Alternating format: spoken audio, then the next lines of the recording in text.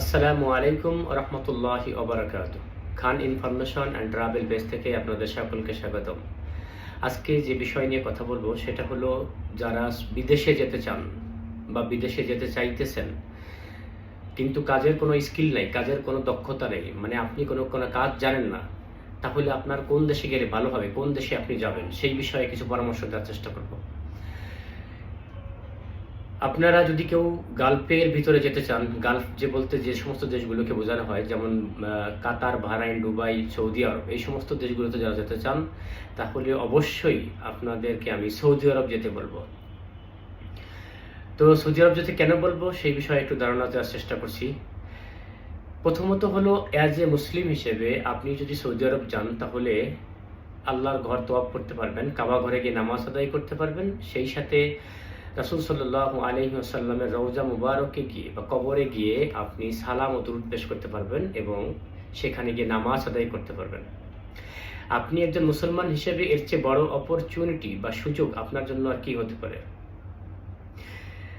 তো এটা হলো প্রথম কথা। যদি আমি একটু অন্যভাবে বলি, আপনি ধরেন ৫ লক্ষ টাকা খরচ করে সৌদি আরব গেছেন, যদি আপনি ৫ বার উমরা করেন তাহলে আপনি ধরে নিতে পারেন যে আপনার ৫ লক্ষ টাকা উসুল হয়ে গেছে, মানে ৫ লক্ষ টাকা উঠে গেছে। এটা হলো প্রথম কথা গেল। আসি এবার দ্বিতীয় কথায়। দ্বিতীয় যে কথাটা সেটা হলো, ওইখানে সৌদি আরবে গেলেই যে আপনার ভাষা জানতে হবে, আরবি জানতে হবে, ব্যাপারটা কিন্তু একদমই এরকম না। মানুষের ধারণাটা হলো যে সৌদি আরব গেলেই আরবি আমাকে জানতে হবে, আরবি জাহাজ হতে হবে। আসলে আরবি ওইখানে কোনো প্রয়োজন নেই, আরবি দিয়ে কোনো কাজেই আসবে না আপনার। ২-৪ জন মানুষের একদম যারা সৌদি আরবের সৌদির পার্সোনাল কোনো কাজে ইনভলভ, সেক্ষেত্রে তাদের আরবির প্রয়োজন হয়, অথবা অন্যথায় কারো আরবির প্রয়োজন নেই। তো এটা হলো আপনার ভাষার দিকটা সমাধান হয়ে গেল। আপনি একটু হিন্দি এবং আরবি বাংলা জানলেই হয়। এবার আসি ৩ নাম্বার যে কথাটা, আসলে চাকরি ওখানে খুঁজে পাবেন কিভাবে? চাকরি পাওয়াটা আপনার জন্য কতটা কষ্টকর হবে বা কিভাবে হবে? এখানে ২ টি ভাগে আমি আপনাদেরকে বিভক্ত বলতে চাই। সেটা হলো, একটা হলো কোম্পানি সিস্টেম। যদি আপনি কোম্পানিতে বেতনের আওতায় যান, বেতনভুক্ত হয়ে যান, সেটা হলো এক সিস্টেম। আরেকটা হলো ফ্রি ভিসা সিস্টেম। তো আমি কোনটা সাজেস্ট করব তার আগে আপনাদের একটু ধারণা দিই। সেটা হলো, যদি আপনি কোম্পানিতে যান তাহলে আপনার বেতন হবে, যদি আপনার স্কিল না থাকে তাহলে ১,০০০ থেকে সর্বোচ্চ ১২০০ টাকা, ১২০০ রিয়াল ওই দেশের। তো ১২০০ রিয়াল বা ১,০০০ হলে আপনি ৩০ থেকে ৩৫,০০০ টাকা আপনার বেতন হবে।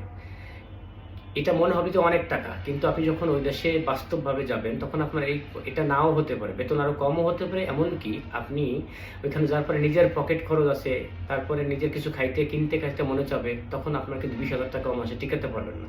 তাহলে আপনি বিদেশ যেয়ে কী করবেন? দেশে বসে তো তাহলে আপনি অন্য একটা কিছু করলে ২০,০০০ টাকা ইনকাম করতে পারেন।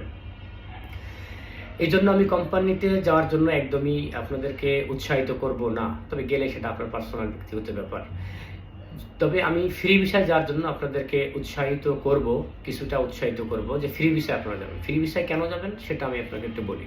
ফ্রি ভিসায় গেলে আপনার ভাগ্য আপনার বদল করার বা চেঞ্জ করার ক্ষমতা বলতে সরি, আপনি যদি ভাগ্য বদল করার সুযোগ আপনার আছে, আপনি ১ বার ২ বার ফেল করলে আপনি ৩ বার আপনি উঠে দাঁড়ানোর চেষ্টা করতে পারবেন।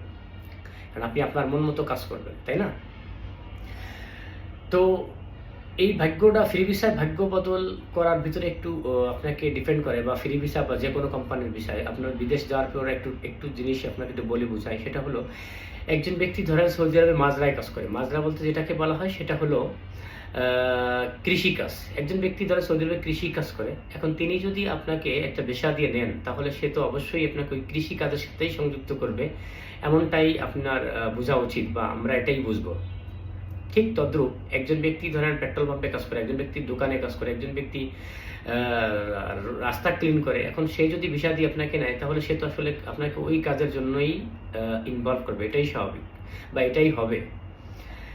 তো সেক্ষেত্রে আপনার ভাগ্যের অনেকটা ডিপেন্ড করবে। সেটা হলো আপনাকে আসলে কোন ব্যক্তিটা আপনাকে সৌদি আরবে নিয়ে যাচ্ছে, তার পেশাটা কি, তিনি কি করেন, সেই হিসাব করেই আপনার ভাগ্যের অনেকটা চাকা ঘুরবে। তো ফ্রি ভিসার ক্ষেত্রে আপনার সম্পূর্ণ আলাদা। ফ্রি ভিসার ক্ষেত্রে যেটা হয় সেটা হলো যে, ফ্রি ভিসার ক্ষেত্রে আপনি যখন যাবেন সেখানে আপনি একদমই ফ্রিডম, আপনি স্বাধীন। আপনি স্বাধীন মতো আপনি কাজ খুঁজবেন, কাজ খুঁজে বের করবেন এবং আপনি চাকরি করবেন। এখন আসি, আপনি আসলে কাজ খুঁজে কিভাবে বের করবেন? আপনি তো কিছুই জানেন না, নতুন মানুষ। দেখেন ভাই, সৌদি আরবে কাজ আমাদের দেশে যেরকম দোকান আছে না, দোকান আমরা মুদির মাল কিনি, এরকম সৌদি আরবে চাকরির দোকান আছে। আমার মতো আপনার মতো একটা ছেলে বাংলাদেশে বসে একটা গার্মেন্টসের চাকরি নেওয়ার মতো কিন্তু ক্ষমতা রাখে না। কিন্তু সৌদি আরবে যদি আপনি যান, একজন অন্ধ মানুষকে যদি ছেড়ে দেওয়া হয়, একদিন দেখাই দেওয়া হয়, তারপরের দিন থেকে সে চাকরি খুঁজে বের করতে পারবে। তার মানে সৌদি আরবে আপনার চাকরি খোঁজার কোনো কঠিন কিছু না, একদমই সহজ। এবার আসি আর একটু ভাগ্য বদলের যে কথাটা, সেটা হলো দেখেন, একজন ব্যক্তি ফ্রি ভিসায় গেল সৌদি আরব, একটা কোম্পানিতে প্রথমে কাজে ঢুকলো, সেই কোম্পানিতে দেখা গেলো তিনি একদম একটানা 2-3 বছর কাজ করতেছে এবং বেতনও খুব ভালোভাবে মান্থলি দিয়ে দিচ্ছে। তাহলে তার ভাগ্যটা প্রথমবারই খুলে গেল। আবার এমন হতে পারে যে একজন ব্যক্তি প্রথমে গেছে, যাওয়ার পর একটা কোম্পানিতে 2 মাস 3 মাস কাজ করছে, তা ওই কাজটা শেষ হয়ে গেছে, কিন্তু বেতন ঠিক মতো দিচ্ছে না, তাহলে তার একটু সাময়িকভাবে কষ্ট হতে পারে। কিন্তু এই কষ্টটা সাময়িক হতে পারে, কিন্তু তার যদি সে চেষ্টা করে এবং আরও চেষ্টা করে, তাহলে অবশ্যই তার ভাগ্য খোলার সম্ভাবনা কিন্তু রয়েছে। 2 মাসেই তো আপনার ভাগ্য শেষ হয়ে যায়নি। তো এটা হলো কথা। এরকমও কিছু ঘটনা আপনার জীবনে ঘটতে পারে, তবে ধৈর্য হারা হওয়া যাবে না। এবং সৌদি আরবে যে বলেন স্কিল নেই, তাহলে আপনি কি কাজ করেন? প্রথমে গিয়ে যদি আপনি হেল্পারে কাজ করেন, তারপরে আপনি একজন ইলেকট্রিশিয়ানের সাথে যদি আপনি হেল্পারে কাজ করেন, তাহলে আপনি এখানে ইলেকট্রিক্যাল কাজটা শিখে আসবেন। আর আপনার কাছে যদি মনে হয় যে বাংলাদেশের যেমন ইলেকট্রিশিয়ান বা যে কোনো কাজের যে একদম প্রপার জানা লাগে, এই দেশে কিন্তু একদমই এরকম না। কোনো রকম একটু জানলেই আপনি টেস্ট দিতে পারবেন, কারণ ওই দেশের একটা ফর্মালিটি থাকে, স্টেপ বাই স্টেপ কাজ হয়। সেক্ষেত্রে আপনার এত ভালো কিছু জানার প্রয়োজন নেই। কোনো রকম একটু আপনি ওখানে গেলেই, অভিজ্ঞতা অর্জন করলেই, 2-4টা টুলসের নাম বা কয়েকটা ক্যাবেলের নাম বলতে বললেই আপনি ইলেকট্রিশিয়ান বা একজন টেকনিশিয়ান হয়ে যাবেন। ব্যাপারটা ঠিক এরকম। এরপরে যদি আপনি ভালো দক্ষতা অর্জন করেন ধীরে ধীরে, সেক্ষেত্রে আপনার কথাটা আর একটু ভিন্ন। তো এই হলো অবস্থা। আপনার ভাষার দিকটা চলে গেল, আপনার চাকরি খোঁজারও কোনো কষ্ট নাই, বেতনও আলহামদুলিল্লাহ, আপনি যদি হেল্পারে কাজ করেন তাহলে 80-90 হাজার টাকা প্রথমেই বেতন পাবেন। যদি নসিব ভালো হয় তাহলে ওখানে লং টাইম কাজ হলে আপনার জন্য ভালো, আর যদি বেতনটাও বরাবর পেয়ে যান তাহলে ভালো, না হলে আরেকটু সুযোগ আপনার আছে, আপনি ধীরে ধীরে ধৈর্য ধরতে হবে। আর সর্বোপরি যে কথাটা আমি আপনাকে বলবো, সৌদি আরব যদি কেউ যায় তাহলে এই নিয়ত করে যাবে এবং এই নিয়তটাই করবে, সেটা হলো যে আল্লাহ, তোমার হাবিবের দেশ, তোমার রাসূলের দেশ, নবীর দেশ, এই দেশ থেকে কেউ খালি হাতে ফিরে যায় না।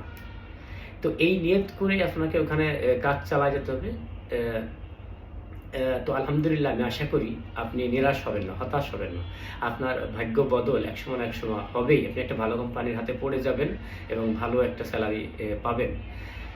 তো এই বলেই আজকে শেষ করছি। আল্লাহ হাফেজ। আসসালামু আলাইকুম ওয়া রাহমাতুল্লাহি ওয়া বারাকাতুহু।